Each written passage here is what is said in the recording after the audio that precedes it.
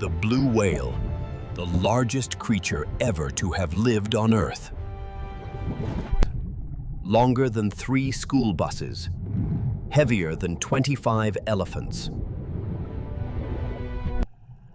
Its heart alone weighs as much as a car, yet it beats in calm rhythm, slow and steady. Every breath it takes rises to the surface, as if the sea itself is sighing. But whales are not solitary rulers. They are family, social, emotional, and deeply connected. Humpback whales sing symphonies that travel hundreds of miles.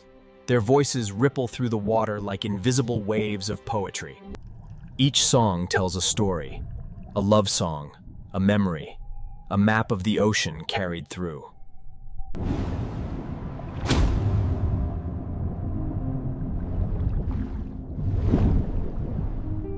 Scientists believe these songs are not random, and they are communication, courtship, and perhaps culture.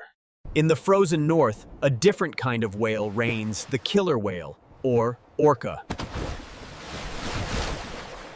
They are strategists, hunters, and family-bound predators.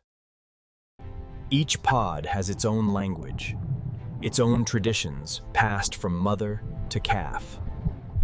When they hunt, they move as one, a ballet of precision and power. But even giants have enemies. Noise, plastic, pollution, and ships cut through their world. Yet hope flows like the tides. Around the world, people are listening and learning the language of whales, fighting to protect their home.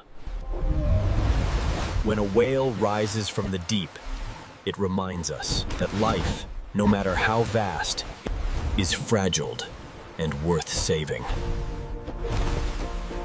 The sea keeps its secrets, but the song of the whale echoes forever.